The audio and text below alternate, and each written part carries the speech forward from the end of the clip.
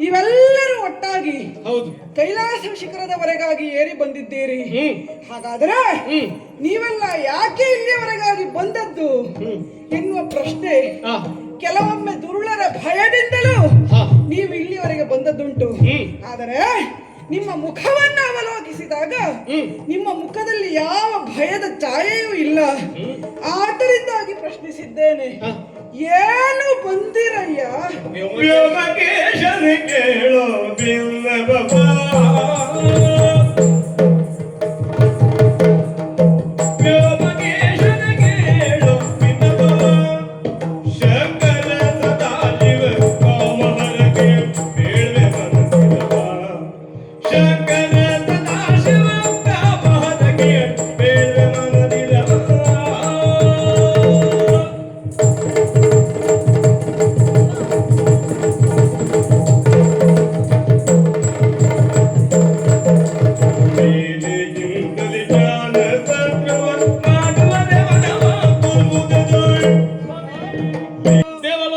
ಕೇವಲ ರಕ್ಕಸರು ಮುತ್ತಿಗೆ ಹಾಕಿದಾಗ ಮಾತ್ರ ನಾವು ಬರುವುದು ಅದಲ್ಲವಲ್ಲ.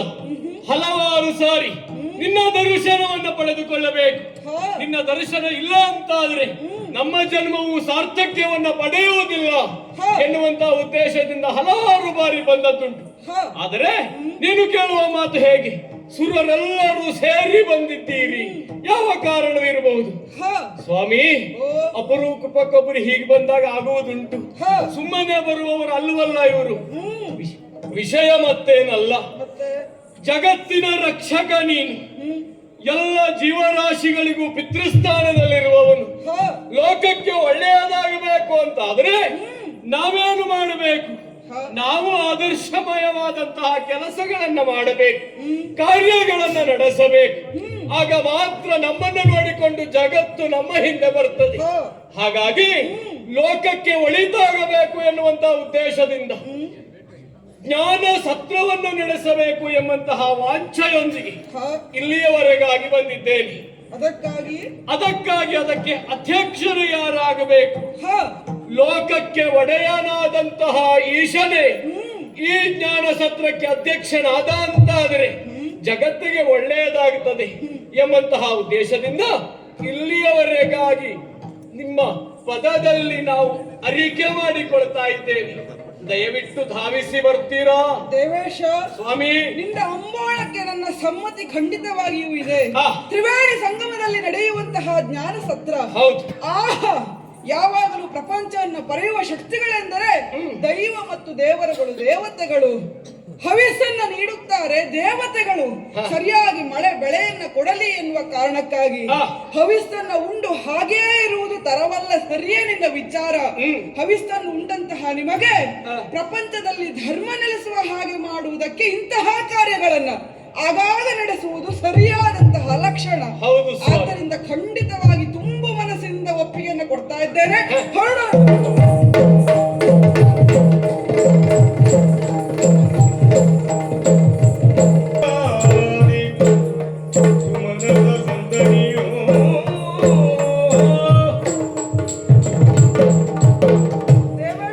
ಈಗಾಗಲೇ ಹಲವರೆಲ್ಲ ಸೇರಿದ್ದಾರೆ, ಕೆಲವರು ಬರ್ತಾ ಇದ್ದಾರೆ. ನಿರೀಕ್ಷೆಯನ್ನು ಯಾವಾಗ ಈಶ್ವರನ ಪದಾರ್ಪಣೆ ಇಲ್ಲದಿತ್ತು ನಾವ್ಯಾವಾಗ ಅವನನ್ನ ಕಾಣುತ್ತೇವೆ ಎನ್ನುವಂತಹ ಉದ್ದೇಶ. ಹಾಗಾಗಿ ನಿಮ್ಮ ನಿರೀಕ್ಷೆಯಲ್ಲಿ ಇರುವವರ ನಿರೀಕ್ಷೆ ಪೂರ್ತಿಯಾಗಿದೆ. ಎಲ್ಲರೂ ಬಂದು ಸೇರಿದ್ದಾರೆ. ಅಧ್ಯಕ್ಷ ಸ್ಥಾನದಲ್ಲಿರುವ ನಾನು ಏನನ್ನು ಪ್ರಾರಂಭಿಸಬೇಕು ಎನ್ನುವುದಕ್ಕಾಗಿ ಸೂಚನೆಯನ್ನು ಕೊಡಬೇಕಲ್ಲ. ಹೌದು. ಎಲ್ಲರೂ ಸರಿಯಾಗಿ ಕೇಳಿಸಿಕೊಳ್ಳಿ.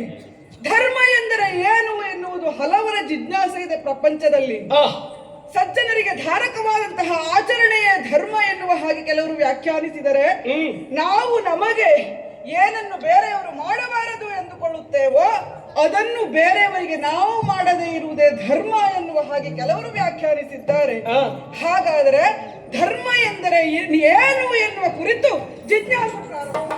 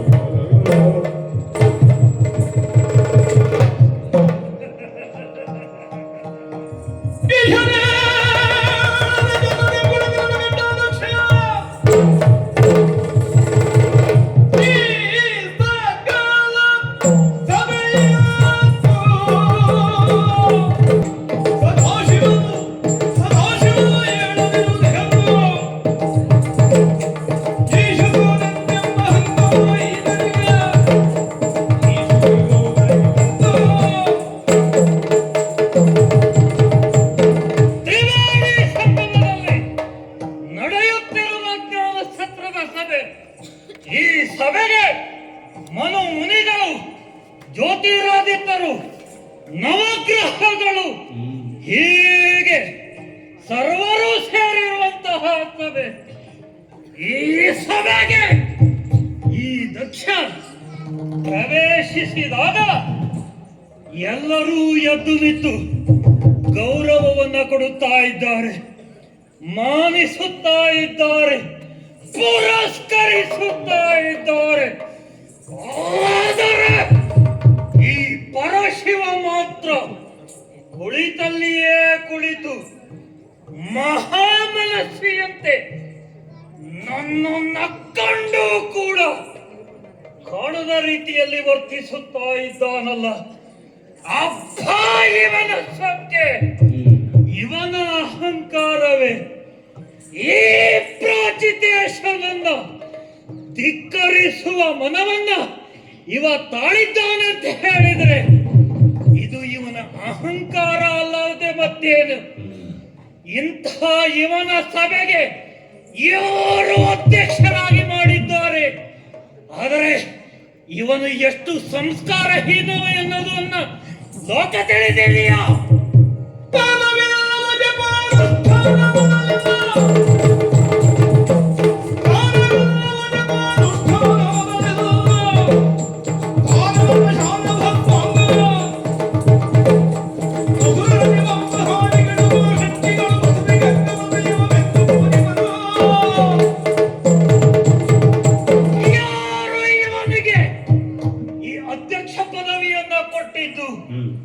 ಇವನೆಷ್ಟು ಸಂಸ್ಕಾರಹೀನ ಎನ್ನುವುದು ಲೋಕಕ್ಕೆ ತಿಳಿದಿದೆಯಾ?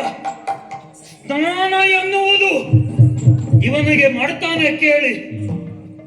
ಗಂಗೆಯನ್ನ ಶಿರದಲ್ಲಿ ಹೊತ್ತರೂ ಕೂಡ ಅವಳ ಒಂದು ಹನಿ ನೀರು ಕೂಡ ಇವನ ಮೈಯನ್ನ ಸೋಂಕುವುದಿಲ್ಲ. ಸದಾಕಾಲ ಸ್ಮಶಾನದಲ್ಲೇ ತಿರುಗಾಡ್ತಾ ಇರುತ್ತಾನೆ. ಇವನು ಸರಿ ಇಲ್ಲಪ್ಪ. ಆದರೆ ಇವನ ಅನುಯಾಯಿಗಳು ಯಾರು? ಯಾರು ಪಾನಮತ್ತರಾಗ್ತಾರೋ, ಯಾರು ಪಾಖಂಡವಾದದಲ್ಲಿ ತೊಡಗುತ್ತಾರೋ ಅವರೇ ಇವನ ಅನುಯಾಯಿಗಳು. ಅಂತವನನ್ನು ಇವರೆಲ್ಲ ಸೇರಿ ಅಧ್ಯಕ್ಷರನ್ನಾಗಿ ಮಾಡಿಬಿಟ್ಟಿದ್ದಾರಲ್ಲ. ಇಂಥ ಇವನ ಈ ಸಭೆಗೆ ನಾನು ನನ್ನಂತವರು ಇರಬೇಕಾ? ಇಲ್ಲಪ್ಪ. ಇವರ ಈ ಸಭೆಯನ್ನು ಧಿಕ್ಕರಿಸುತ್ತಾ ಇದ್ದೇನೆ. ಹೊರಟೆ ಹೊರಟೆ ಹೊರಟೆ.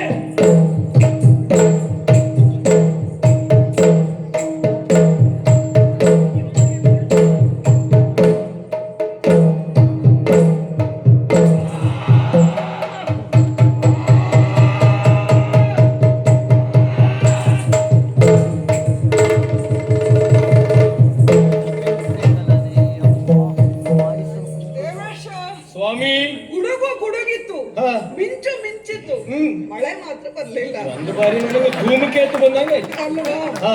ಇಂಥವರೆಲ್ಲ ಇದ್ದವರ ಯಾಕೆ ಹಾ. ಶ್ರೇಯಾಸಿ ಬಹುವಿಜ್ಞಾನಿ ಎನ್ನುವಂತಹ ಮಾತಿದೆ. ಹಾ. ಶ್ರೇಯಸ್ಸಿನ ಕೆಲಸಕ್ಕೆ ಯಾವಾಗಲೂ ವಿಘ್ನಗಳು ಉಂಟಾಗ್ತದಂತೆ. ಹ್ಮ್. ವಿಘ್ನ ಉಂಟಾಯಿತು ಅಂತಾದ್ರೆ ಅದು ಶ್ರೇಯಸ್ಸಿನ ಕೆಲಸ ಎಂದೇ ನಾವು ಬಗೆಯಬೇಕಾಗ್ತದೆ. ಅದ್ರ ಕಾರ್ಯಕ್ರಮ ಒಳ್ಳೇದಾಗ್ತದೆ ಅಂತ. ಖಂಡಿತವಾಗಿ. ಹಾ. ಇನ್ನು ಬಂದವ ಹೇಳಿದ್ದೇನು, ಹಾ. ಸ್ನಾನ ಇಲ್ಲವು ಜಪಾನುಷ್ಠಾನ ಇಲ್ಲವಗೆ. ಹಾ. ಸ್ನಾನ ಮಾಡಬೇಕಾದವರು ಯಾರು? ಹ್ಮ್. ಮೃಣ್ಮಯ ಶರೀರಿಗಳು, ಹಾ. ಯೋನಿ ಸಂಜಾತರು. ಹಾ. ಇವರೆಲ್ಲ ಅವರ ಮನಸ್ಸಿನಲ್ಲಿಯೋ ಅಥವಾ ದೇಹದಲ್ಲಿಯೋ ಕಶ್ಮಲಗಳು ಸೂಸುವ ಕಾರಣ ಹಾ. ಅವರೆಲ್ಲರೂ ಸ್ನಾನವನ್ನು ಕೈಗೊಳ್ಳಬೇಕಾಗ್ತದೆ. ಹೌದು. ಮೃಣ್ಮಯ ಶರೀರಿಯೇ ನಾನಲ್ಲ. ಹ್ಮ್. ಅದಕ್ಕಾಗಿಯೇ ನನಗೆ ಸ್ವಯಂಭೂ ಎನ್ನುವ ಹಾಗೆ ಹೇಳಿದರು. ಹ್ಮ್. ಅಂತಹ ನನಗೆ ಸ್ನಾನ ಎನ್ನುವುದು ಬೇಕಾ? ಇನ್ನು ಪ್ರಪಂಚದಲ್ಲಿ ಎಲ್ಲರೂ ಶಿವನ ಕುರಿತಾಗಿಯೇ ತಪಸ್ಸನ್ನ ಮಾಡುವವರು. ಹಾ. ಇನ್ನು ನಾನು ತಪಸ್ಸನ್ನ ಆಚರಿಸುವ ಅಗತ್ಯ ಇದೆಯಾ? ಹ್ಮ್. ಯಾಕೆ? ನಾನು ಸದಾ ಧ್ಯಾನಿ. ಹೌದು. ಪ್ರತ್ಯೇಕವಾದ ತಪಸ್ಸು ಬೇಕೆನ್ನುವುದಿಲ್ಲ. ಹಾ. ಸ್ಮಶಾನವಾಸಿ ಎನ್ನುವ ಹಾಗೆ ಹೀಗಳೆದ. ಪ್ರಪಂಚದಲ್ಲಿ ಅತ್ಯಂತ ಶ್ರೇಷ್ಠವಾದಂತಹ ಸ್ಥಾನ ಅದು ಸ್ಮಶಾನ ಎನ್ನುವ ಹಾಗೆ ಹೇಳ್ತೇನೆ. ಯಾಕೆ ಬಲ್ಲಯ್ಯ? ಯಾಕೆ ಸ್ವಾಮಿ? ಬಡವನಿರಲಿ, ಶ್ರೀಮಂತನಿರಲಿ, ಮೇಲಿನವನಿರಲಿ, ಕೆಳಗಿನವರಿರಲಿ, ಎಲ್ಲರೂ ಸಮಾನವಾಗಿ ಮಣ್ಣಾಗುವುದು ಅದು ಸ್ಮಶಾನದಲ್ಲಿ. ಆದ್ದರಿಂದ ಯಾವ ತಾರತಮ್ಯವೂ ಇಲ್ಲದಂತಹ ಸ್ಥಾನವನ್ನೇ ನನ್ನ ಸ್ಥಾನವನ್ನಾಗಿಸಿಕೊಂಡಿದ್ದೇನೆ. ಬಿಡು, ಅದೆಲ್ಲ ಈ ಮಂದಮತಿಗಳಿಗೆ ಅರ್ಥವಾಗುವುದಿಲ್ಲ. ಏನೇ ಇರಲಿ, ಅಂತಹವರು ಬಂದ ಕಾರಣ ಇಂತಹ ಒಳ್ಳೆಯ ಕಾರ್ಯಕ್ರಮಗಳು ನಿಲ್ಲಬಾರದಲ್ಲ. ನಮ್ಮ ಚರ್ಚೆ ಎನ್ನುವುದು ಮುಂದುವರೆದ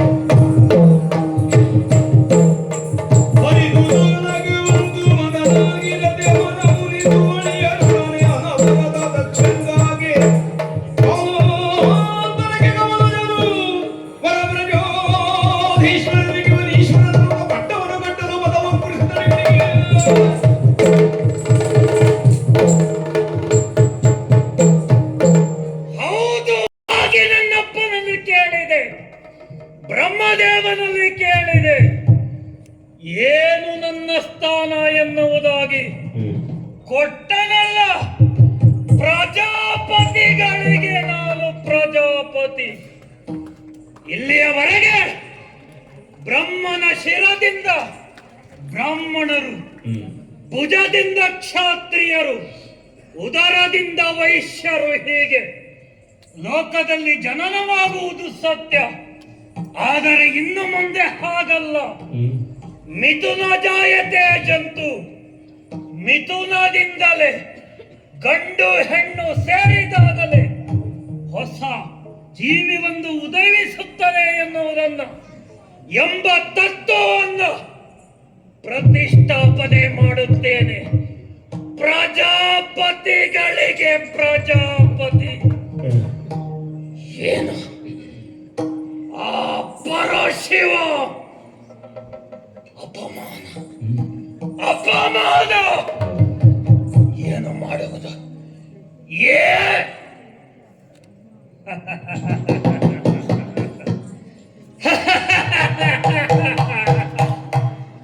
ಅದೇ ಸರಿಯಾದ ನಿರ್ಧಾರ.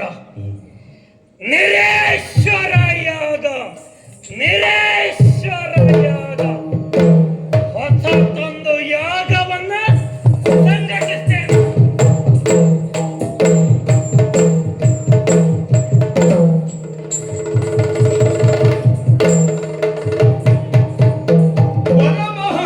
ಕೈಲಾಸ ಶಿಖರದಿ ಹರನರಸಿ ಕಂಡಾಗ ಕೌತುಕ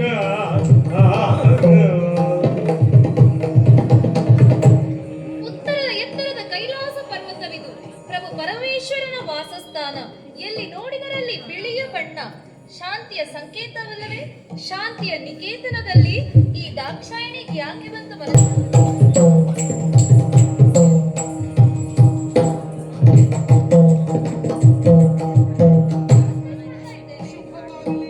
ನಿಮ್ಮಲ್ಲಿ ಒಂದು ವಿಷಯವನ್ನು ಹೇಳಬೇಕು, ಅಲ್ಲ ಒಂದು ವಿಚಾರವನ್ನು ತೋರಿಸಬೇಕು. ಏನೇ ದಾಕ್ಷಾಯಿಣಿ?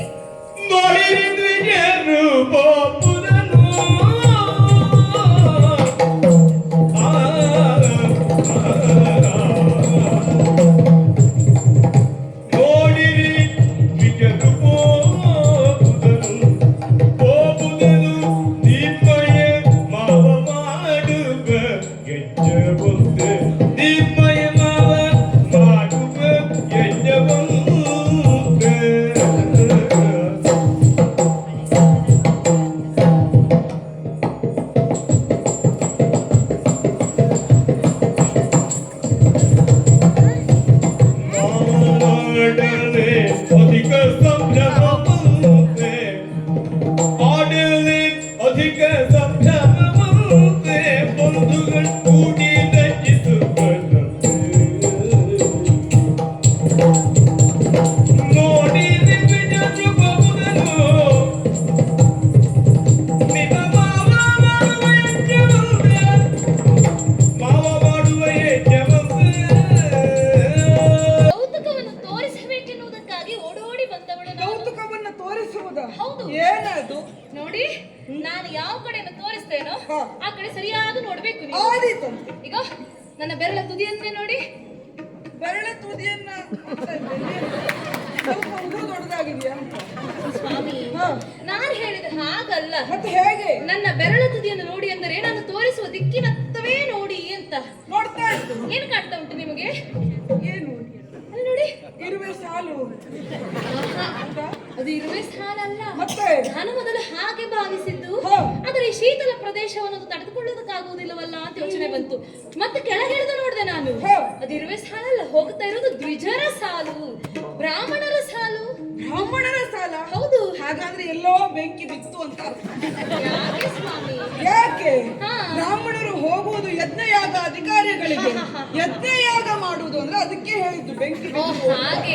ಅದು ಹೌದು, ನೀವು ಹೇಳಿದ ವಿಚಾರ ಸತ್ಯವೇ. ಹಾ. ಅವರೆಲ್ಲ ಹೋಗುತ್ತಾ ಇರುವುದು ನಮ್ಮ ಮನೆಗೆ. ಹಾ? ಹೌದು. ದಾಕ್ಷಾಯಿಣಿ, ಓ, ಆಯಾಸ ಆಗಿದೆಯಾ? ಇಲ್ಲ. ಮತ್ತ್ಯಾಕೆ ಹೀಗೆ ಮಾತಾಡ್ತಾ ಇದ್ದಿ? ತಪ್ಪಾಡಿದನ? ನಾವು ಇರುವ ಸ್ಥಳ ನಮ್ಮ ಮನೆ. ಹಾ, ಇಲ್ಲಿ ಭೂಲೋಕದಲ್ಲಿ ನಮಗ್ ಮತ್ತೊಂದು ಮನೆ ಉಂಟು. ಭೂಲೋಕದಲ್ಲಿ ಒಂದು ಮನೆ ಅಲ್ಲ, ಹಾ, ಪೂಜಿಸುವ ಎಲ್ಲಾ ಮನೆಗಳು ನಮ್ಮ ಮನೆಯೇ ಅಲ್ವೇ? ಅದು ಹೌದು ಸ್ವಾಮಿ. ಆದರೂ ನನ್ನ ಮನೆ ಅಂತ ಹೇಳಿ ಪ್ರತ್ಯೇಕವಾಗಿ ಉಂಟಲ್ಲ ನನಗೆ. ಯಾವುದದು? ನನ್ನ ಅಪ್ಪನ ಮನೆ, ನಿಮ್ಮ ಮಾವನ ಮನೆ. ನಿನ್ನ ಅಪ್ಪನ ಮನೆ. ಅದೇ ನಿಮ್ಮ ಮಾವನ ಮನೆ. ನಿನ್ನ ಅಪ್ಪನ ಮನೆ. ಅಯ್ಯೋ ಹೌದಪ್ಪ, ನನ್ನ ಅಪ್ಪನ ಮನೆ, ನಿಮ್ಮ ಮಾವನ ಮನೆ. ಆ ಮಾವನ ಮನೆಗೆ ಹಾ. ಅವರೆಲ್ಲ ಅಲ್ಲಿ ಹೋಗ್ತಾ ಇದ್ದಾರೆ. ಅಲ್ಲಿ ನನ್ನ ಅಪ್ಪ ಅಧಿಕ ಯಾಗವನ್ನು ಮಾಡ್ತಿದ್ದಾನಂತೆ. ನಿನ್ನಪ್ಪ ಅಧಿಕವೇ? ಹಾಗೆ ನಾವು ನೋಡಿದ್ದೇವೆ. ಇಲ್ಲಿಂದ ಕುಳಿತುಕೊಂಡು ಅದೆಷ್ಟು ಬಾರಿ ನೋಡಿದ್ದೇವೆ ನಾವು ಭೂಲೋಕದತ್ತ ಕಣ್ಣಾಯಿಸಿಕೊಂಡು. ಹಾ. ಅದು ಎಲ್ಲಾ ಗಂಡಂದಿರು ಭೂಲೋಕದಲ್ಲಿ ಹೆಂಡತಿಯ ತವರು ಮನೆಗೆ ಹೇಳಿಕೊಳ್ಳುವವರೇ. ಹೌದಾ? ನಿನ್ನಪ್ಪ ಹಾಗೆ, ನಿನ್ನಮ್ಮ ಹೀಗೆ, ನಿನ್ನಪ್ಪ ಹಾಗೆ, ಛೇ, ನಿನ್ನಮ್ಮ ಛೇ, ಹೀಗೆ. ಛೇ, ಛೇ. ಹಾಗೆ ಆ ಕಾಯಿಲೆ ನಿಮಗೂ ಬಂತ ಅಂತ ಬೇಸರ. ಅಧಿಕ ಅಂತ ಹೇಳಿದ್ ಯಾಕೆ? ಯಾಕೆ? ಅಧಿಕ ಯಾಗವನ್ನು ಮಾಡ್ತಾ ಇದ್ದಾನೆ ಅಂತ ಹೇಳಿದೆ. ಹೌದಾ? ಹೌದು. ಅಧಿಕ ಯಾಗವನ್ನು ಸಾಮಾನ್ಯದವರು ಮಾಡ್ಲಿಕ್ಕೆ ಆಗ್ತದೆ? ಆಗಲ್ಲ. ಮಾಡುವವನು ಅಧಿಕನೇ ಆಗಿರಬೇಕು ಅಂತ ಹೌದಪ್ಪ. ನಾನು ಹೇಳಿದ್ದೆ. ನನ್ನಪ್ಪ ದಕ್ಷ ಪ್ರಜಾಪತಿ. ಹಾ. ಸ್ವಾಮಿ, ಈಗ ಅವನು ಅಲ್ಲಿ ಯಾಗ ಮಾಡುವುದಕ್ಕೂ ಅಲ್ಲಿ ಯಾಗ ಒಂದು ಅಧಿಕ ಅಲ್ಲ, ಅಲ್ಲಿ ಎಲ್ಲವೂ ಅಧಿಕವೇ. ಏನು ವಿಷಯ? ಏನು? ಅಲ್ಲಿ ನಾನು ಕೇಳಿದಿನ ಇಲ್ವ ವಿಷಯವನ್ನು? ಏನಾಯ್ತು ಈಗ? ಕೇಳಿ ಸರಿ ಕೇಳಿಸೈಸದೆಲ್ಲ ಮನವಲ್ಲಿ ಹೋಗದೆ ರಮಣ ಕೇಳಿಸೈ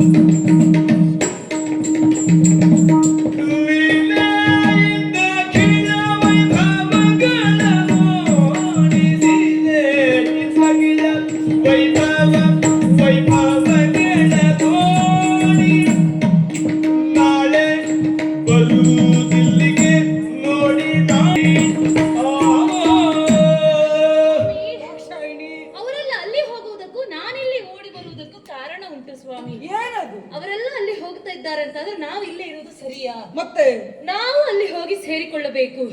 ನಾನು ಆಲೋಚನೆ ಮಾಡಿದ್ದು ಮೊದಲು, ಈ ಬ್ರಾಹ್ಮಣರ ಸಾಲೆಲ್ಲ ಹೋಗುತ್ತಾ ಇದ್ದಾರೆ, ಕೈಲಾಸದ ತಪ್ಪಲಿನಲ್ಲಿ ಹೋಗುತ್ತಾ ಇದ್ದರು, ಒಮ್ಮೆಯೂ ಹೀಗೆ ಮೇಲೆತ್ತಿ ನೋಡಲಿಲ್ಲ, ನಮಸ್ಕರಿಸಲಿಲ್ಲ, ಹಾಗೆ ಹೋಗ್ತಾ ಇದ್ದಾರಲ್ಲ, ಯಾಕೆ? ಆಮೇಲೆ ಗೊತ್ತಾಯ್ತು ನನಗೆ, ಅವರ ಮನಸ್ಸಿನಲ್ಲಿದ್ದದೇನು ಗೊತ್ತುಂಟಾ? ಏನು?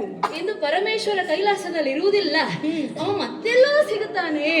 ಅಂದ್ರೆ ಬಹುಶಃ ಅವರೆಲ್ಲ ತಿಳಿದುಕೊಂಡದ್ದು ನೀವಿಂದು ಪ್ರಾಚೀನ ಬರುಹಿಯಲ್ಲಿ ಇರ್ತೀರಿ, ಹಾಗಾಗಿ ಮೇಲೆ ನೋಡುವುದು ಬೇಡ ಅಂತ ಹೇಳಿ ಇದು ಅವರ ಮನಸ್ಸಲ್ಲಿದ್ದದ್ದೇ ನಿನ್ನ ಮನಸ್ಸಲ್ಲಿ? ಇಲ್ಲಪ್ಪ, ಅವರ ಮನಸ್ಸಲ್ಲಿದ್ದದ್ದೇ ಸ್ವಾಮಿ.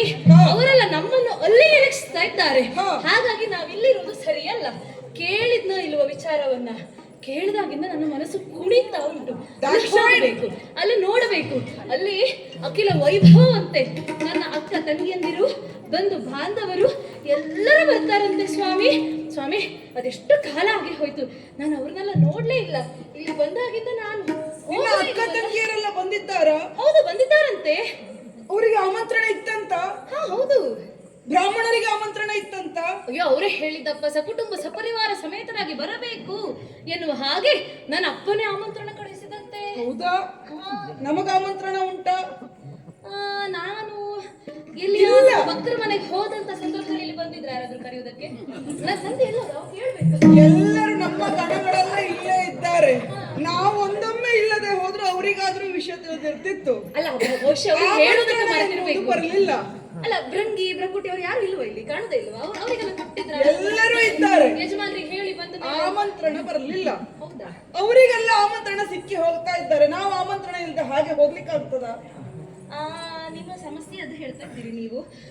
ಸ್ವಾಮಿ, ಹೀಗೊಂದು ಮಾತುಂಟಲ್ಲ, ಹೇಗೆ? ನಿಮಗೆ ಗೊತ್ತಿಲ್ಲ ಅಂತಲ್ಲ, ನಾವು ಹೋಗಬಹುದು ಆಮಂತ್ರಣ ಇಲ್ಲದಿದ್ರು. ಹೇಗೆ? ಅರಸನ ಮನೆಗೆ ಪ್ರಜೆಯೊಬ್ಬ ಹೋಗಬೇಕು ಅಂತ ಆದ್ರೆ ಪ್ರಜೆಗೆ ಅರಸನಿಂದ ಆಮಂತ್ರಣ ಹೋಗಬೇಕಾ? ಬೇಡ. ಹಾಗೆ ದೇವಾಲಯಕ್ಕೊಬ್ಬ ಭಕ್ತ ಹೋಗಬೇಕು ಅಂತ ಆದ್ರೆ ದೇವರೇ ಬಂದು ಬಾ ಅಂತ ಹೇಳುವ ಹಾಗಿಲ್ಲ, ಅವ ಹೋಗಬಹುದು. ಇನ್ನು ತಾಯಿಯ ಮನೆಗೆ ಮಗಳಾದವಳು ಹೋಗಬೇಕು ಅಂತ ಆದ್ರೆ ಆಮಂತ್ರಣ ಬೇಕಾ? ದಾಕ್ಷಾಯಿಣಿ, ನಿನ್ನ ತಂದೆ ನನಗೆ ದೇವರ?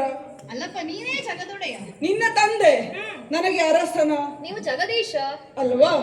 ಹಾಗಾದ್ರೆ ಇದ್ಯಾವುದು ಅವ ಅಲ್ಲ ಅಂತ ಆದ್ರೆ ಆಮಂತ್ರಣ ಇಲ್ಲದ ನಾನು ಹೋಗ್ಲಿಕ್ಕೆ ಆಗುವುದಿಲ್ಲವಲ್ಲ ಸ್ವಾಮಿ. ನಾನು ಇಷ್ಟೆಲ್ಲ ಉತ್ಸಾಹದಿಂದ ಹೇಳ್ತಾ ಇದ್ದೇನೆ, ಅಲ್ಲಿ ಹೋಗಬೇಕು ಹೋಗಬೇಕು ಎನ್ನುವ ಹಾಗೆ. ಇದುವರೆಗಾಗಿ ಗೌರಿ ಮನೋಹರ ಎಂಬುದಾಗಿ ಹೇಳಿಸಿಕೊಂಡವರು ನೀವು.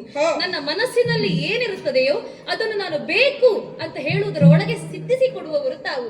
ಆದ್ದರಿಂದ ನಾನು ಹೋಗಬೇಕು ಹೋಗಬೇಕು ಅಂತ ಹೇಳ್ತಾ ಇದ್ರು, ನೀವು ಯಾಕಿಷ್ಟು ನಿರುತ್ಸಾಹ ತೋರಿಸ್ತಾ ಇದ್ದೀರಿ? ಕಾರಣ ಇದೆ.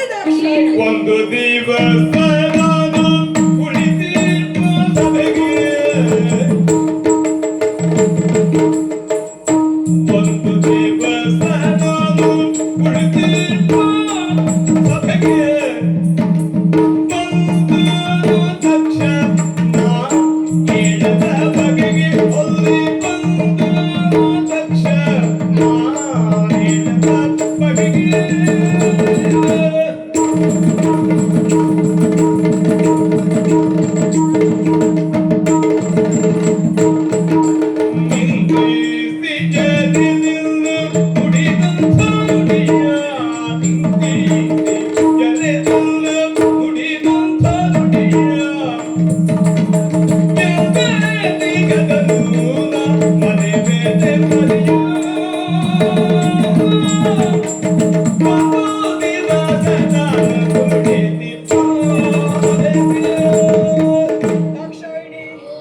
ಎಷ್ಟೇ ನೀನು ಕೇಳಿದರು ಬೇಡ ಎನ್ನುವ ಹಾಗೆ ಹೇಳ್ತಾ ಇದ್ದೇನೆ. ಯಾಕೆ ಬಲ್ಲಯ್ಯ? ಕೆಲ ದಿನಗಳ ಹಿಂದೆ ನಡೆದಂತಹ ಘಟನೆ ನಿನ್ನಲ್ಲಿ ಹೇಳಿದರೆ ನಿನ್ನ ಮನದಲ್ಲಿ ನೋಯುತ್ತದೋ ಎನ್ನುವ ಕಾರಣಕ್ಕಾಗಿ ಹೇಳದೆ ಮುಚ್ಚಿಟ್ಟೆ. ಆದರೆ ಇಂದು ಹೇಳಲೇಬೇಕಾದ ಪರಿಸ್ಥಿತಿಯನ್ನ ನೀನೇ ತಂದೊಡ್ಡಿದ್ದೀಯ. ಏನದು ಸ್ವಾಮಿ? ಕೆಲ ದಿನಗಳ ಹಿಂದೆ ದೇವತೆಗಳೆಲ್ಲರೂ ಒಟ್ಟಾಗಿ ಜ್ಞಾನಸತ್ರದ ಅಧ್ಯಕ್ಷ ಸ್ಥಾನಕ್ಕಾಗಿ ನನಗೆ ಕರೆಯನ್ನಿತ್ತರು. ಹೌದಾ? ಹೌದು. ಆ ಸಂದರ್ಭದಲ್ಲಿ ಅಧ್ಯಕ್ಷ ಪೀಠವನ್ನು ನಾನು ಅಲಂಕರಿಸಿದಂತಹ ಸಂದರ್ಭ ನಿನ್ನಪ್ಪ ಬಂದ. ನನ್ನಪ್ಪ ಬಂದದ್ದ ಅಲ್ಲಿಗೆ? ನಿನ್ನಪ್ಪನೇ. ಉಪಾಧ್ಯಕ್ಷರವರು? ಅಲ್ಲ, ಯಾವುದೂ ಅಲ್ಲ. ಅಂತೂ ಪ್ರವೇಶ ಆಯ್ತು ಅವನದ್ದು. ಬಂದವನೇ ಬಾಯಿ ಪಡೆದುಕೊಂಡದ್ದು ಮಾತ್ರ ಅಲ್ಲ, ಅಧ್ಯಕ್ಷ ಸ್ಥಾನದಲ್ಲಿರುವ ನಾನು ಆತನನ್ನು ಎದ್ದು ಮಾತಾಡಿಸಲಿಲ್ಲ ಎನ್ನುವ ಕಾರಣಕ್ಕಾಗಿ ಬಾಯಿಗೆ ಬಂದಂತೆ ನನ್ನನ್ನು ನಿಂದಿಸಿದ. ಅದೇ ದ್ವೇಷವನ್ನು ಹೊತ್ತುಕೊಂಡು ಕೇವಲ ಆ ದ್ವೇಷ ಮಾತ್ರ ಅಲ್ಲ, ನಿನ್ನನ್ನು ಮದುವೆ ಮಾಡಿಕೊಡುವಲ್ಲಿಯೂ ಆತನಿಗೆ ಮನಸ್ಸಿರಲಿಲ್ಲ. ಆದರೆ ಬ್ರಹ್ಮನ ಅಪೇಕ್ಷೆಯಂತೆ ನಿನ್ನನ್ನು ನನ್ನ ಕೈಗಿತ್ತ ಆ ಹಳೇ ದ್ವೇಷದಿಂದಲೇ ಇಷ್ಟೆಲ್ಲ ಮಾಡ್ತಾ ಇದ್ದಾನೆ. ಅಯ್ಯೋ, ನೀವು ಯಾಕೆ ಸ್ವಾಮಿ ಹಾಗಂದ್ಕೊಳ್ಳುವುದು? ಹಳೆ ದ್ವೇಷವೂ ಇಲ್ಲ, ಯಾವ ದ್ವೇಷವೂ ಇಲ್ಲ. ಅವ ಶೀಘ್ರ ಕೋಪಿ ಹೌದು, ಆದ್ರೆ ದೀರ್ಘ ದ್ವೇಷಿ ಅಲ್ಲ. ಆಲೋಚನೆ ಮಾಡಿ, ಈಗ ನಾವು ಅಲ್ಲಿಗೆ ಹೋದೆವು ಅಂತ ಆದ್ರೆ ಅವನ ಮನಸ್ಸು ಕರಗಬಹುದಲ್ವಾ? ಆಮಂತ್ರಣ ಇಲ್ಲದಿದ್ರು ನನ್ನ ಮಗಳು ಒಳ್ಳೆಯ ಬಂದಿದ್ದಾರೆ, ಈ ರೀತಿ ನೀವು ಆಲೋಚಿಸಬಹುದಲ್ಲ, ನಮ್ಮನ್ನು ಒಪ್ಪಬಹುದಲ್ವಾ? ಇದೆಲ್ಲ ನಿನ್ನ ಮನಸ್ಸಿನ ಆಲೋಚನೆಗಳು, ಕಲ್ಪನೆಗಳು ಹೊರತಾಗಿ ಅದು ವಾಸ್ತವ ಆಗುವುದಿಲ್ಲ ದಾಕ್ಷಾಯಿಣಿ.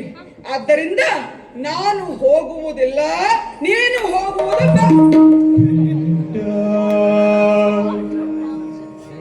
ಹೋಗದಿರೆಂಬ ವಚನ ಬೇಡ, ಹೋಗದಿರೆಂಬ ವಚನವನಾಡಿ ಕೆಡಿಸದಿರು, ವಚನವನಾಡಿ ಕೆಡಿಸದಿರುವುದು. ಪತಿಯನ್ನು ಕಾಡಿದಳು ಕಮಲಾಕ್ಷಿಯೇ ಕಂಬನಿ ತುಂಬಿಯೇ ಗೋಳಿಡುತ್ತಾರ ನಿಲ್ಲದು ಮನಬಲ್ಲಿ ಹೋಗದೆ, ನಿಲ್ಲದು ಮನಬಲ್ಲಿ ಹೋಗದೆ, ಪ್ರಾಣದು ಸದಾ ಕಳುಹಿಸಬಾರದು.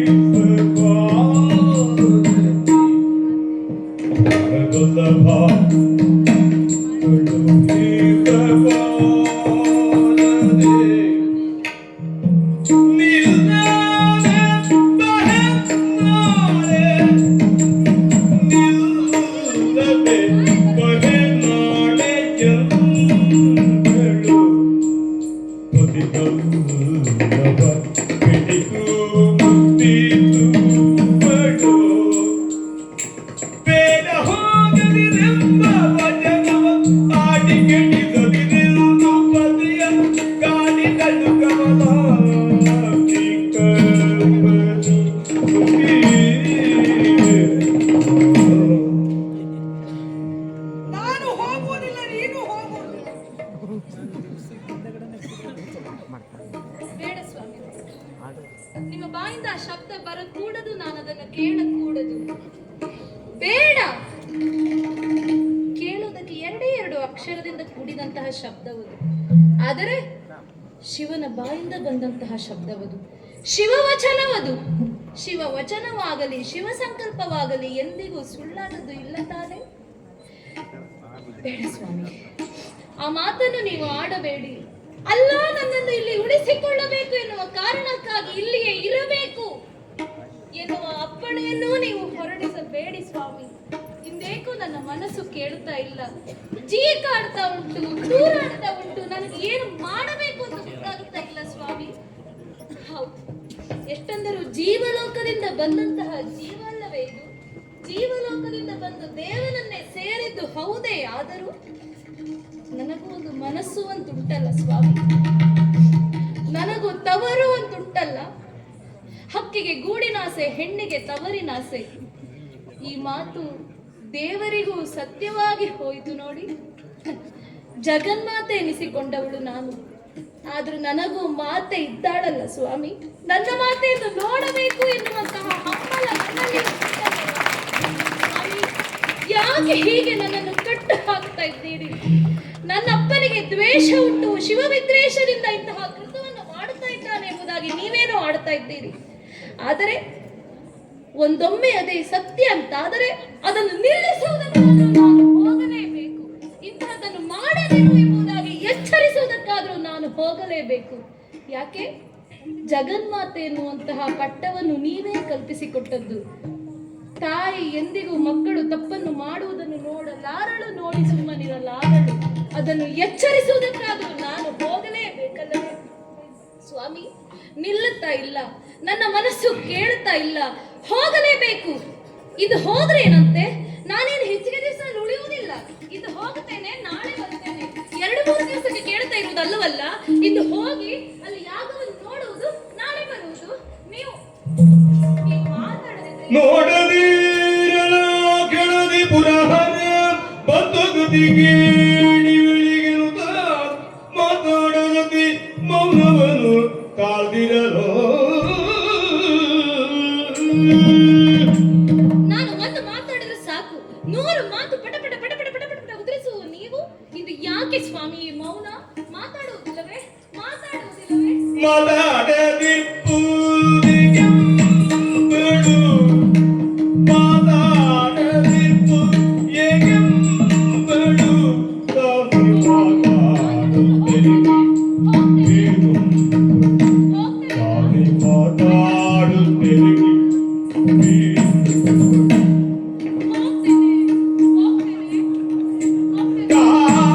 ಕಾದಲದಿದ್ದೆಂದು ನಡೆವಳು ಹಿಂತಿರುಗಿ ಬಿಟ್ಟೆಯುವಳು ಜಗನ್ನಾಥೆ ಹಿಂತಿರುಗಿ ನಿಂತಿರುವಳು ನೀವು ಮಾತಾಡುವುದಿಲ್ಲ ಅಂತಾದ್ರೆ ಯಾರೊಟ್ಟಿಗೆ ಮಾತಾಡುವುದು ನಾನು? ಯಾಕೆ ಸ್ವಾಮಿ ಈ ಮೌನ?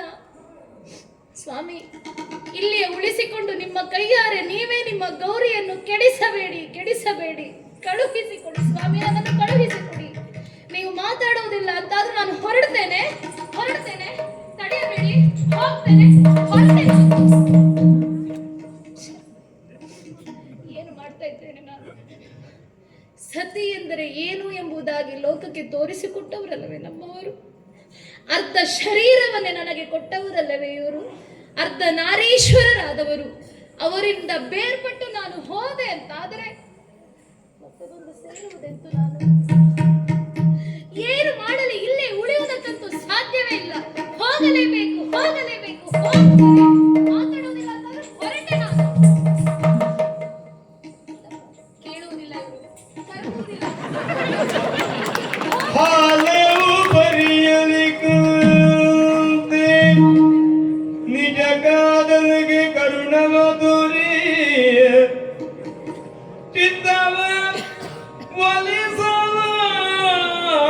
ಒಲಿಸಲಾರದೆ ಬಂಧು ದರ್ಶನ ಪಾರ ವಶ್ಯದಲ್ಲಿ ನನ್ನ ತಂದೆ ತಾಯಿಯನ್ನು ನೋಡಬೇಕು, ಅಕ್ಕ ತಂಗಿಯಂದಿರನ್ನು ಕಾಣಬೇಕು ನಾನು.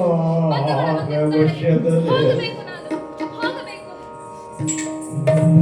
ಜವನು ಹೊರವಂಟಳ್ ಅಂಗವೇ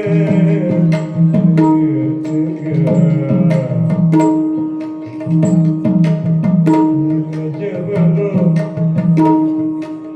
ಹೊರವಂಟಳಂಗವೇ ಬಂಧು ದರ್ಶನ ಪಾರವಶದಲ್ಲೇ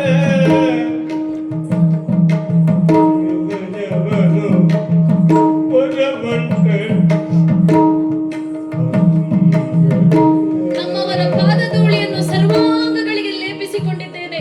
ಅವರ ಪಾದಧೂಳಿಯೇ ನನಗೆ ಶ್ರೀರಕ್ಷೆ. ಹೌದು, ಸರ್ವವೂ ಶಿವಾರ್ಪಣಮಸ್ತು. ಹೋಗ್ತಾ ಇದ್ದೇನೆ, ಹೋಗ್ತಾ ಇದ್ದೇನೆ.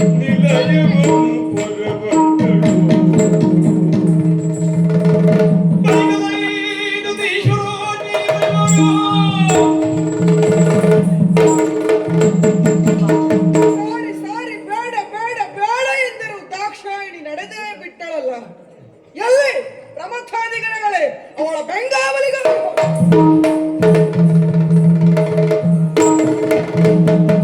ಪರಿಪರಿಯ ವೇದಗಳ ದೋಷದಿಂದೋಷದ್ಯು ನೆರೆದಿರುವ ಸಕಲ ಜಾಲದ್ಯು ಮೇಳದು ಕುರುದರದಿ ಬೆಂಗಳದಿಗ ಹೋಮದಿ ಆತನೆಯಳೋ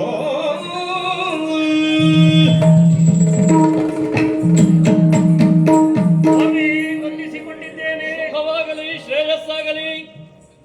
ದಕ್ಷ ಪ್ರಜೇಶ್ವರ ಹಾ ಪರಮ ಪವಿತ್ರವಾದಂತಹ ಭೃಗುಕಚ್ಛ ಎನ್ನುವಲ್ಲಿ ನಾವೆಲ್ಲ ಸೇರಿದವರಿದ್ದೇವೆ. ಹಾ ಬರುವಾಗಲೇ ಸಂಭ್ರಮದ ಸ್ವಾಗತವನ್ನು ನೀನು ಮಾಡಿದ್ದಿ. ಹ, ತಳಿರು ತೋರಣಗಳಿಂದ ಉತ್ತಮವಾದಂತಹ ರೀತಿಯಲ್ಲಿ ಹ, ವೇದಿಕೆಯೊಂದನ್ನು ಸಿದ್ಧ ಮಾಡಿದ್ದಿ. ಹ. ಅಯ್ಯ, ಹ್ಮ್. ನಿನಗೆ ಗೊತ್ತಿಲ್ಲ ಅಂತ ನಾನು ಹೇಳುವುದಲ್ಲ, ಮತ್ತೆ ಆದ್ರೆ ಉಳಿದವರಿಗೆ ಗೊತ್ತಾಗಬೇಕು ಎನ್ನುವಂತಹ ದೃಷ್ಟಿಯಿಂದ ನಾವು ಹೇಳುವಂತಹದ್ದು. ಹ್ಮ್. ಇದುವರೆಗೆ ಯಾಗದ ಪ್ರಕ್ರಿಯೆ ಹೇಗಿತ್ತು, ಹ. ಯಾಗದ ಸ್ವರೂಪ ಹೇಗಿತ್ತು ಕೇಳಿದ್ರೆ, ಹ.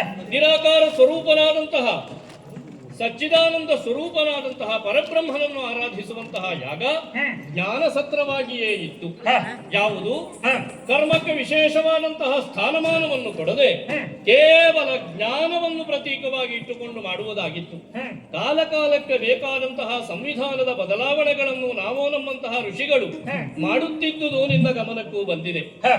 ನವಬ್ರಹ್ಮರಲ್ಲಿ ಒಬ್ಬರಾದಂತಹ ನಾವು ಹ್ಮ್. ಅನೇಕ ಸ್ಮೃತಿಗಳನ್ನು ರಚಿಸುತ್ತಾ ಲೋಕ ಕಲ್ಯಾಣ ಹೇತುಕವಾದಂತಹ ಹ್ಮ್. ಸಂಹಿತೆಯನ್ನು ಪ್ರಪಂಚಕ್ಕೆ ಕೊಡುಗೆಯಾಗಿ ಕೊಟ್ಟವರು. ಹ್ಮ್. ಆದರೆ ಹ್ಮ್. ದೇಶ ಪ್ರವಾಹವನ್ನೊಮ್ಮೆ ನಾವು ಗಮನಿಸಬೇಕಾಗುತ್ತದೆ. ಹ್ಮ್. ಕಾಲದ ಪ್ರಭಾವ ಇರಬಹುದು, ಪ್ರಜೆಗಳ ಮೇಲೆ ಉಂಟಾಗುವಂತಹ ಪರಿಣಾಮ ಇರಬಹುದು, ಆಗದೇ ಇರುವಂತಹದ್ದು ಅಂತ. ಹಾಗಲ್ಲ, ನಾವು ಮುನಿಗಳು ಘನಘೋರವಾದಂತಹ ತಪಸ್ಸನ್ನು ದೀರ್ಘಕಾಲ ಆಚರಿಸಿದ ಫಲ ಸ್ವರೂಪವಾಗಿಯೇ ಇಂತಹ ಶಾಸ್ತ್ರಗಳನ್ನು ರೂಪಿಸುವುದು. ಯಾಕೆಂದ್ರೆ ಸಾಮಾನ್ಯನಾದಂತಹ ಓರ್ವ ವ್ಯಕ್ತಿಗೆ ಜೀವನ ಸರಳವೂ ಸುಂದರವೂ ಆಗಬೇಕು ಎನ್ನುವಂಥದ್ದು ನಮ್ಮ ಸಂಕಲ್ಪ. ಅದು ಕೈಗೂಡಬೇಕು ಅಂತಾದರೆ ನೀನು ನಿನ್ನಂಥವನು ಅಧಿಕಾರಿ ವರ್ಗಗಳ ಸಹಾಯ ಸಹಕಾರವು ನಮಗೆ ಕಾಲಕಾಲಕ್ಕೆ ಬೇಕಾಗುತ್ತದೆ. ಖಂಡಿತವಾಗಿ ಅದನ್ನೇ ಒದಗಿಸಿದವರು ಇದುವರೆಗೆ ನೀವೆಲ್ಲ. ಅಂತೂ ಈ ಕಾರಣದಿಂದ ಯಾವುದೋ ಒಂದು ನಿಮಿತ್ತವಾಗಿಯೇ ನೀನು ಸಂಕಲ್ಪವನ್ನು ಕೈಗೊಂಡಿದ್ದರೂ ಪವಿತ್ರವಾದಂತಹ ಈ ಕ್ಷೇತ್ರದಲ್ಲಿ ನಾವೆಲ್ಲ ಬಂದು ಸೇರಿದ್ದೇವೆ. ಉತ್ತಮವಾದಂತಹ ಯಜ್ಞ ವೇದಿಕೆಯೊಂದು ನಿರ್ಮಾಣವಾಗಿದೆ. ಇಲ್ಲಿ ವಸ್ತುಗಳನ್ನು ಹವನಿಸುವುದು ಬಹಳ ವಿಶೇಷವಾದಂತಹ ಪ್ರಯುಕ್ತಿಯಾಗಿದೆ. ಕಾರಣ, ಇದುವರೆಗೆ ವಸ್ತುಗಳಿಗೆ ಇಷ್ಟೊಂದು ಪ್ರಾಧಾನ್ಯತೆಯನ್ನು ನಾವು ಯಾರು ಕೊಟ್ಟವರಲ್ಲ. ಆದ್ರೆ ಇಲ್ಲಿ ಹಾಗಲ್ಲ.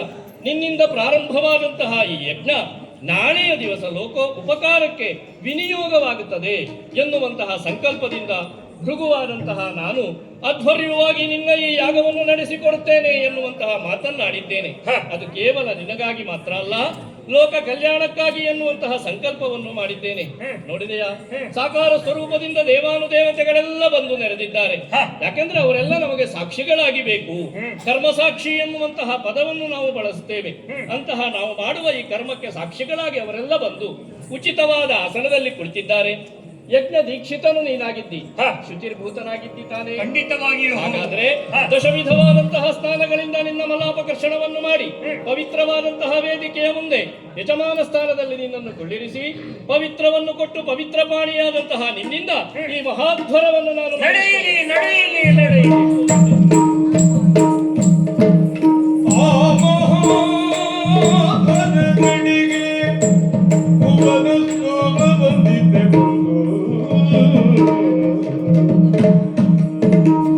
ಆಹಾ, ನನ್ನಪ್ಪ ಹೆಸರಿಗೆ ಹೇಗೆ ದಕ್ಷನೋ ಅವನು ಮಾಡುತ್ತಾ ಇರುವ ಕಾರ್ಯದಲ್ಲಿ ಹಾಗೆ ದಕ್ಷತೆಯನ್ನೇ ತೋರಿಸ್ತಾ ಇದ್ದಾನೆ.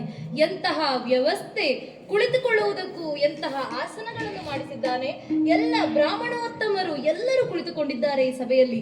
ಹೌದು, ನನ್ನ ಅಕ್ಕ ತಂಗಿಯಂದಿರನ್ನು ಕಾಣ್ತಾ ಇದ್ದೇನೆ. ಅಪ್ಪನನ್ನು ಮೊದಲು ಮಾತಾಡಬೇಕು. ನಿಮ್ಮ ಮಗಳ ದಾಕ್ಷಾಯಿಣಿ ವಂದಿಸಿಕೊಳ್ತಾ ಇದ್ದೇನೆ. ಇತ್ತ ಕಡೆ ನೋಡಿ ಅಪ್ಪ. ಅಮ್ಮ,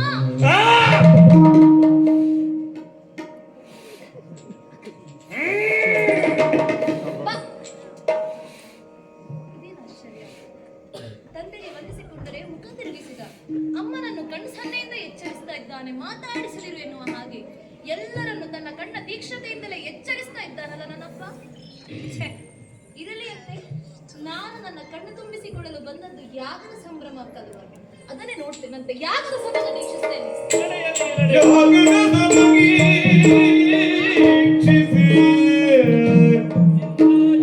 ಇಂದ್ರಾಯ ಸ್ವಾಹಾ ಇಂದ್ರಾಯ ಇದಂ ನಮಃ. ಓಂ ಅಗ್ನಯೇ ಸ್ವಾಹಾ ಅಗ್ನಯೇ ಇದಂ ನಮಃ. ಯಮಾಯ ಸ್ವಾಹಾ ಯಮಾಯ ಇದಂ ನಮಃ. ಓಂ ನಿರದಯೇ ಸ್ವಾಹಾ ನಿರದಯ ಇದಂ ನಮಃ. ಓಂ ವರುಣಾಯ ಸ್ವಾಹಾ ವರುಣಾಯ ಇದಂ ನಮಃ. ಓಂ ವಾಯವೇ ಸ್ವಾಹಾ ವಾಯವೇ ಇದಂ ನಮಃ. ಕುಬೇರಾಯ ಸ್ವಾಹಾ ಕುಬೇರಾಯ ಇದಂ ನಮಃ. ಶಿವಗೆ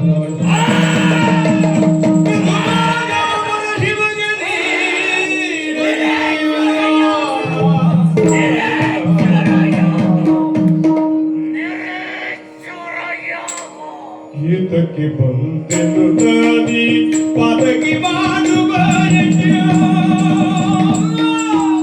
ಪಾದಕ್ಕೆ ಬಂತೆನು ನಾನಿ ಪಾದಕ್ಕೆ ಮಾಡುವ ಯಜ್ಞದ ನೀತಿಯನ್ನು ದೊರೆಯದೆ ಬಂದು ಈ ಬೆಳೆದಾಡುತ್ತ ಪವಿಗಳಿಗೆ ಕೈದೋಗದೆ ಅದು ಮದಿಯುತರಾಣಿ ಬುದ್ಧಿಯು ಪಿತಗೆ ತಗೆ ಬಂತು. ಛೇ, ಯಾಕೆ ಬರಬೇಕಾಗಿತ್ತು ನಾನು ಈ ಪಾದಕ್ಕೆ ಮಾಡುವಂತಹ ಯಜ್ಞಕ್ಕೆ? ಬರಬಾರದೇ ಇತ್ತು, ನಾನು ಬರಬಾರದಿತ್ತು. ಏನಾಡಿದ ಇದ್ದ ಹೇಳಕೂಡದು, ನನ್ನ ಬಾಯಿಂದ ಅದು ಬರಕೂಡದು. ಛೇ, ಯಾಕಾಗಿ ಬಂದು ಬಿಟ್ಟೆ ನಾನು, ಯಾಕಾಗಿ ಬಂದು ಬಿಟ್ಟೆ? ಪತಿಗಳಿಗೆ ತ್ರೈಲೋಕದಲ್ಲಿ ಕೃತುವಿನ ಭಾಗಗಳನ್ನು ಕೊಡದೆ ಇರುವಂತವರು ಯಾರಿದ್ದಾರೆ? ಅಂತಹ ಮತಿಯುತರೆನಿಸಿದಂತಹ ಮುನಿಗಳಿವರು. ಇವರಿಗಾದರೂ ಬುದ್ಧಿ ಬೇಡವೇ? ತಮ್ಮ ಮಾತಿನಿಂದ ಮತ್ತೊಬ್ಬರ ಮತಿಗೆ ಕವಿದ ಕತ್ತಲನ್ನು ಹೋಗಲಾಡಿಸುವಂತಹ ಶಕ್ತಿ ಇರುವಂತವರಲ್ಲವೇ ಇವರು? ಇವರ್ಯಾಕೆ ಸುಮ್ಮನಿದ್ದಾರೆ? ಇವರ್ಯಾಕೆ ಅದಕ್ಕೆ ಸುತ್ತ ಹಾಕ್ತಾ ಇದ್ದಾರೆ? ಇವರ್ಯಾಕೆ ಹೀಗೆ ಮಾಡ್ತಾ ಇದ್ದಾರೆ? ನಾನು ಯಾಕೆ ಬಂದೆ? ಹೌದು, ನಮ್ಮವರು ಹೇಳಿದ್ದರು, ಮೊದಲೇ ಹೇಳಿದ್ದರು, ಹೋಗಬೇಡ ಹೋಗಬೇಡ ಎನ್ನುವ ಹಾಗೆ ಎಚ್ಚರಿಸಿದ್ದರು. ಬಹುಶಃ ಅವರಿಗಿದು ಮೊದಲೇ ತಿಳಿದಿತ್ತು. ಛೇ, ಎಂತಹ ಪ್ರೇಮ ಮೂರ್ತಿ ನಮ್ಮವರು. ನನಗೆ ವಿಚಾರ ತಿಳಿದರೆ ನಾನೆಲ್ಲಿ ನೋಯ್ತೇನೆ ಎನ್ನುವ ಕಾರಣಕ್ಕಾಗಿ ಅದೆಷ್ಟೋ ದಿವಸಗಳ ಕಾಲ ಅವರಲ್ಲಿಯೇ ಆ ನೋವನ್ನು ಇರಿಸಿಕೊಂಡವರು. ಹೋಗುತ್ತೇನೆ ಎನ್ನುವಂತಹ ವಿಚಾರವನ್ನು ಹೇಳಿದಾಗಲೇ ಅಲ್ವೇ ಅವರು ಹೇಳಿದ್ದು ನನ್ನಪ್ಪ ಹೀಗೆ ಅವಮಾನಿಸಿದ ಅಂತ? ಇದೆಲ್ಲ ನಡೆಯುವುದು ಅವರಿಗೆ ಮುಂಚೆಯೇ ಗೊತ್ತಿತ್ತು.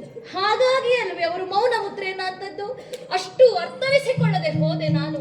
ಪತಿಯ ಮಾತನ್ನು ಧಿಕ್ಕರಿಸಿ ಬಂದೆ, ಮೀರಿ ಬಂದೆ. ಅಷ್ಟು ಮಾಡದಕ್ಕೆ ಇದು ಆಗತಕ್ಕದ್ದೇ, ನನಗೆ ಆಗತಕ್ಕದ್ದೇ. ಛೇ, ಅವರ ಅರ್ಧ ಶರೀರದಿಂದ ನಾನು ಬೇರ್ಪಟ್ಟು ಇಲ್ಲಿವರೆಗಾಗಿ ಬಂದು ನಿಂತು ಬಿಟ್ಟೆ. ಇಂತಹ ಪಾಪದ ಕೃತುವಿಂದ ಮಾಡುತ್ತಾ ಇರುವಂತಹ ಹೋಮವಿದು. ಈ ಪಾಪದ ಹೋಮದ ಧೂಮವು ನನ್ನ ಮೈಯೆಲ್ಲ ಆವರಿಸಿಕೊಂಡಿದೆ. ಇದನ್ನೇ ಇರಿಸಿಕೊಂಡು ನಾನು ಮತ್ತೆ ಅಲ್ಲಿ ಹೋಗಲಾರೆ ಹೋಗಲಾರೆ.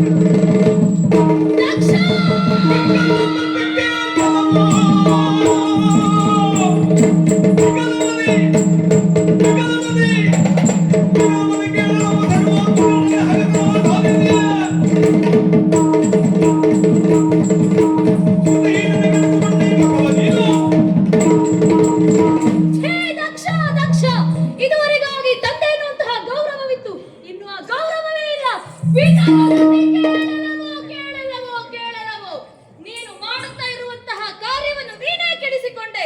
ಅಲ್ಲ, ನಿನ್ನ ಸುಕೃತವನ್ನೇ ಕೆಡಿಸಿಕೊಂಡೆ, ನಿನ್ನ ಮಖವನ್ನೇ ಕೆಡಿಸಿಕೊಂಡೆ.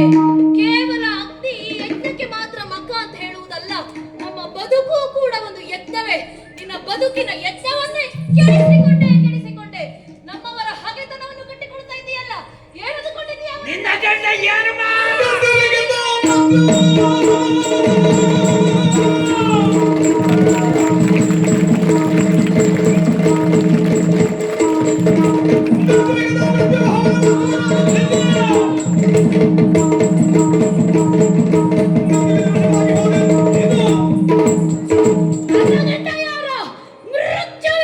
ಮೃತ್ಯುವಾದವರು, ಕಾಲವನ್ನೇ ಗೆದ್ದಂತಹ ಕಾಲಾಂತಕರವರು, ಅವರನ್ನೇ ಯಾರು ಅಂತ ಕೇಳ್ತಾ ಇದೆಯಲ್ಲ? ಸರ್ವಾರ್ಥಕನೊಡನೆ ಹಗೆತನವನ್ನು ಕಟ್ಟಿಕೊಳ್ತಾ ಇದೆಯಾ? ಯಾರಿದ್ದಾರೆ? ದೇವತೆಗಳು ನನ್ನ ಪಕ್ಷದಲ್ಲಿದ್ದಾರೆ.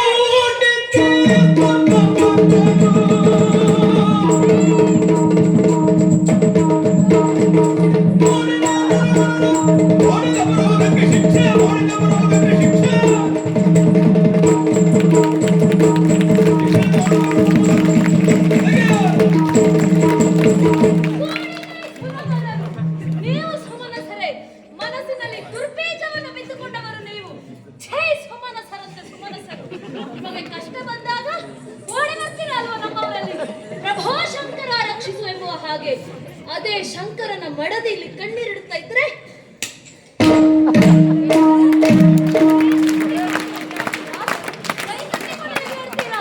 ಧಿಕ್ಕಾರವಿರಲಿ ನಿಮಗೆ, ಧಿಕ್ಕಾರವಿರಲಿ. ಸರಿಯಾಗಿ ಕೇಳಿಸಿಕೊಳ್ಳಿ.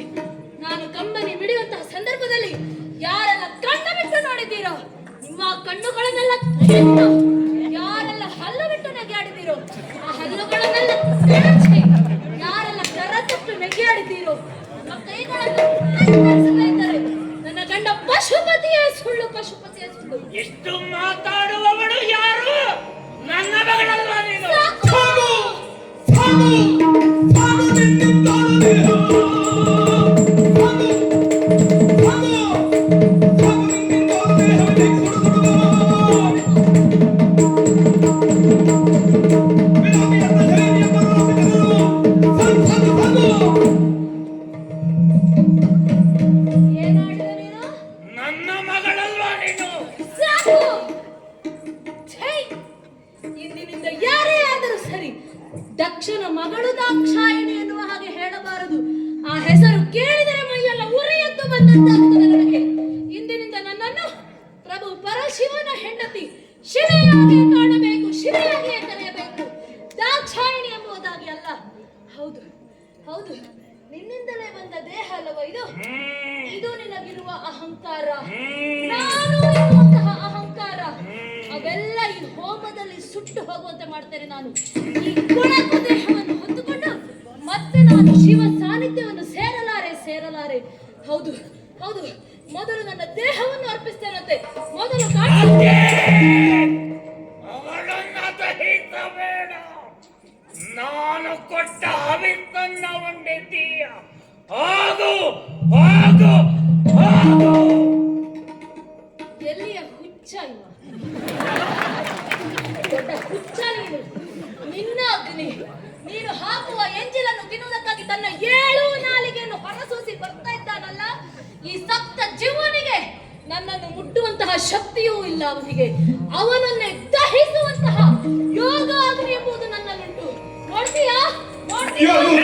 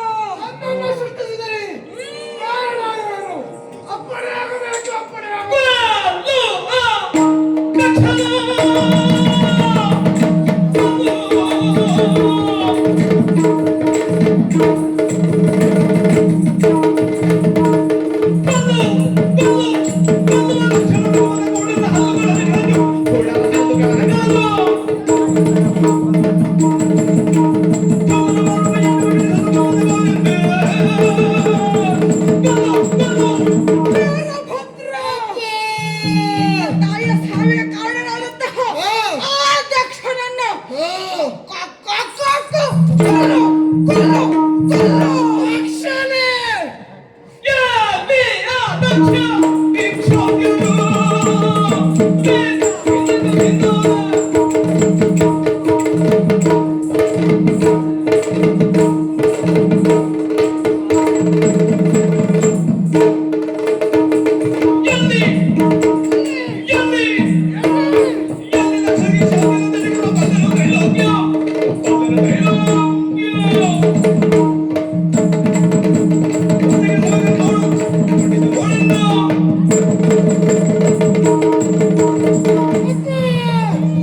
ತಾಯಿಯಾದ ದಾಕ್ಷಾಯಣಿಯ ಮರಣ ಯಾರಿದ್ದ ತಕ್ಷಣಿಂದ ತಕ್ಷ ಎಲ್ಲಿದ್ದಾನೆ ಅಂತ ಬರೀ ಹೇಳಿದ್ದಾರೆ.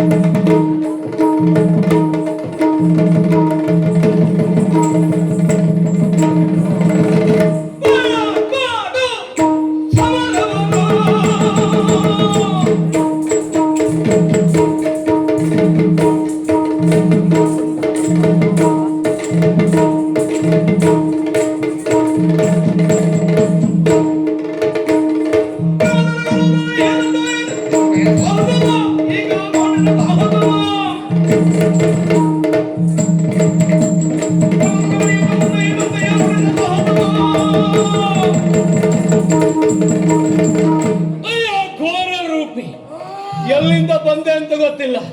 ಬಂದವನೇ ಆರ್ಭಟಿಸ್ತಾ ಇದ್ದಿ. ಎಲ್ಲಿ ಹೇಗೆ ಬರಬೇಕು ಅನ್ನುವ ಜ್ಞಾನ ಇಲ್ಲ. ಬರ್ತೀರಿ ನೀವೆಲ್ಲ. ಏನು ಕೃತವನ್ನು ಹಾಳು ಮಾಡಲಿಕ್ಕೆ ಬಂದವನ? ನಿನ್ನ ತಲೆ ಕಡಿತಾನೆ ಪಾಪಿ.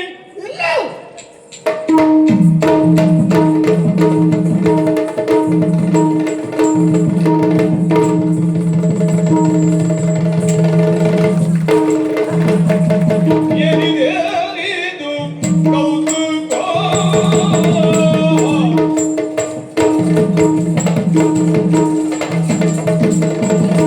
ಏನಿದೆ ಇದು ಕೌತುಕ ಯಜ್ಞವ ಹೋದಿಗೈದೆ ಬಲಿಯ ಮುನಿಗಳ ಮನಸಂಗವಗೈದು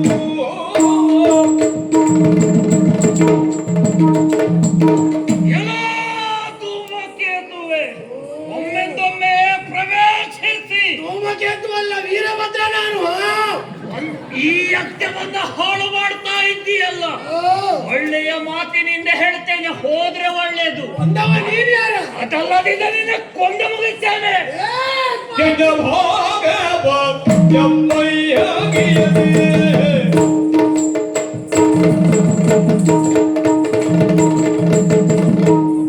ಯಜ್ಞಭಾಗವ ಎಮ್ಮಯ್ಯಗಿಯದೆ ಪುಣ್ಯಲಕ್ಕುದಿ ಮಾಡ್ಬೋ ಪುಣ್ಯಲಕ್ಕುದಿ ಮಾಡ್ಬಯ ಕವಿ ಸತ್ಯದಲ್ಲಿ ಗೊತ್ತಿಪ್ಪೆನು. ನಿನ್ನನ್ನು ನೋಡ್ತಾ ಇದ್ದಾರೆ. ನನ್ನ ತಂದೆ ನೀನೇ ಅಲ್ವೇನು? ಹೌದು. ಗಿರೀಶ್ವರ ಯಾಗ ನಿನ್ನ ಸಂಕಲ್ಪ ಅಲ್ವೇ? ತನ್ನ ಮೂಲಕವಾಗಿ ನನ್ನ ತಂದೆಗೆ ಕೊಡಬೇಕಾದ ಹವಿಸನ್ನ ಕೊಡದವ ನೀನು. ತನ್ನ ಮೂಲಕವಾಗಿ ನನ್ನ ತಾಯಿಯ ಮರಣಕ್ಕೆ ಕಾರಣವಾದ ಪಾಪಿ. ಹೌದು ತಾನೆಯ. ತಲೆ ಕಡಿದು ನನ್ನ ತಂದೆಗೆ ಒಪ್ಪಿಸುವುದನ್ನು ಮಾಡಿದೆ.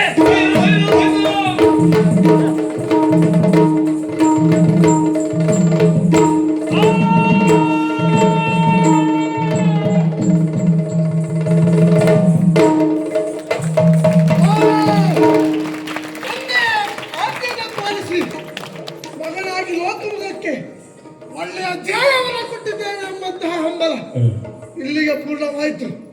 ಇದ್ದಾರಲ್ಲ ತ್ರಿಮೂರ್ತಿಗಳು ದೇವೇಂದ್ರ, ಅವರು ನೋಡಿಕೊಳ್ತಾರೆ.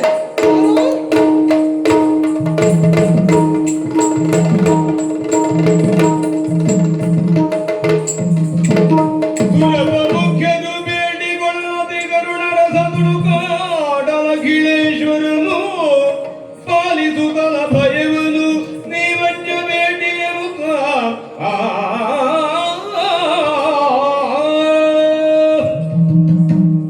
ಜ್ಞಾನ ಸತ್ವವನ್ನ ಮಾಡಬೇಕು ಎಂದು ನಿಶ್ಚಯ ಮಾಡಿದವನು ನಾನು. ಈಶನನ್ನ ಕರೆದುಕೊಂಡು ಹೋಗಿ ಅಧ್ಯಕ್ಷನನ್ನ ಮಾಡಿದರೆ ಅಲ್ಲೊಂದು ಅಜ್ಞಾನದಿಂದ ಈ ತರನಾದಂತಹ ಅವಘಡ ಸಂಭವಿಸ್ತದೆ ಅಂತ ಅಂದುಕೊಂಡವನಲ್ಲ. ನಿರೀಶ್ವರ ಯಾಗ ಹೊಸದೊಂದು ಮಖವನ್ನ ಮಾಡಲಿಕ್ಕೆ ಹೋಗಿ ದಕ್ಷ ಮುಖವನ್ನೇ ಕಳೆದುಕೊಂಡನಲ್ಲ. ಬೇಕಿತ್ತ ಇವನಿಗೆ? ಏನು ಮಾಡುವುದು?